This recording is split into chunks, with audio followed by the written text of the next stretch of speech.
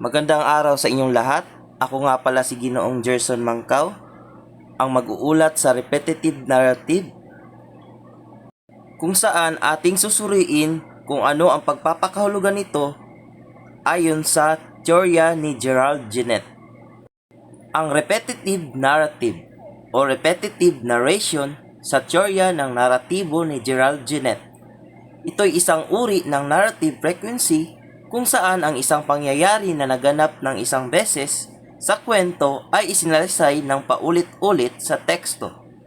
Ang ibig sabihin ng 1x at nx ay nangangahulugan ng iisang beses nangyari na maraming beses ikinukwento.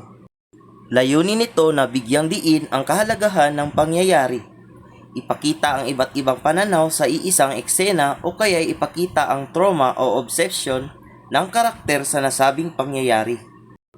Ibig sabihin, hindi ito basta pag-uulit lang. Mayroon itong mga artistikong layunin. Halimbawa, ang isang aksidente ay isinalaysay ng iba't ibang karakter sa iba't ibang kabanata kung saan ang isang aksidente ay inilarawan ng maraming beses sa nobela. Isang halimbawa sa maikling kwentong Ang Kalupi ni Benjamin Pascual, kung saan makikita ang konsepto ng repetitive narrative sa paraan ng pag-iisip at pananalita ng pangunahing tauhan na si Aling Marta.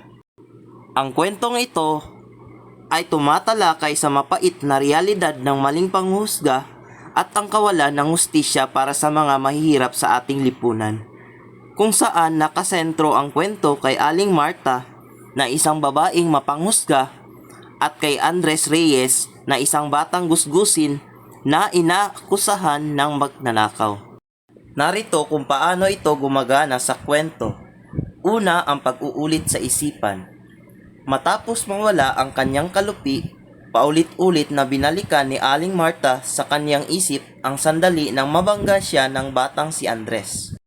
Para sa kanya, ang isang beses na pagkakabunggo na iyon ang iisang katotohanan kung bakit nawala ang kanyang kalupi. Ang pag-uulit na ito sa kanyang isipan ang nagpapatibay sa kanyang maling paratang. Pangalawa, ang paulit-ulit na akusasyon. Sa harap ng pulis at ng mga tao, paulit-ulit na isinalaysay ni Aling Marta ang iisang pangyayari na binangga siya ng bata at ninakaw nito ang kanyang kalupi. Ang repetitive narration na ito ang ginamit niyang sandata para gipitin ang bata. Ang pangatlo ay ang iba't ibang interpretasyon ng iisang tagpo. Dito natin makikita ang N na ibig sabihin ay isang beses na pag-uulat sa isang pangyayari over NX na ibig sabihin maraming beses ikwento. Ayon sa bersyon ni Aling Marta, ito ay isang planadong pagnanakaw ng isang batang hamog. Ayon naman sa bersyon ni Andres, isa itong aksidente lang dahil nagmamadali din siya. Pero ang buong katotohanan, isa itong aksidenteng pagkabunggo na walang kaalaman sa pagkawala ng kalupi dahil naiwan pala ito sa bahay.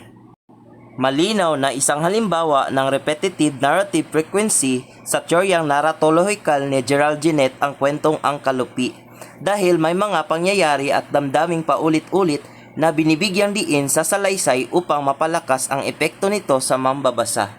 Sa Ang Kalupi na akda ay paulit-ulit na ipapakita ang pagkawala ng kalupi, paghihinala ni Aling Marta sa bata at ang kanyang galit at pag-alala. Bagamat iisa lamang ang pangunahing pangyayari, ang pagkawala ng kalupi ay inuulit ito sa iba't ibang bahagi ng kwento sa pamamagitan ng pagbalik sa iniisip ni Aling Marta, paulit-ulit niyang pagtingin at paghinala sa bata at mga reaksyon ng mga tao sa paligid. Dahil dito, lalong naipapakita ang tensyon, emosyon at maling paghuhusga ng tauhan. Ang pag-uulit ng parehong pangyayari ay nagsisilbing paraan upang maipakita ang lalim ng takot at pag-alala ni Aling Marta, pati na rin ang epekto ng kanyang padalos-dalos na akusasyon. Sa pananaw ni Ginet, ang ganitong paraan ng pagsasalaysay ay repetitive dahil isang pangyayari lamang ang naganap ngunit ilang ulit itong binabalikan at binibigyang tuon sa naratibo. Kaya naman ang akdang Ang Kalupi ay may tuturing na malinaw na halimbawa ng repetitive narrative frequency. At yun lamang po ang aking ulat at maraming salamat.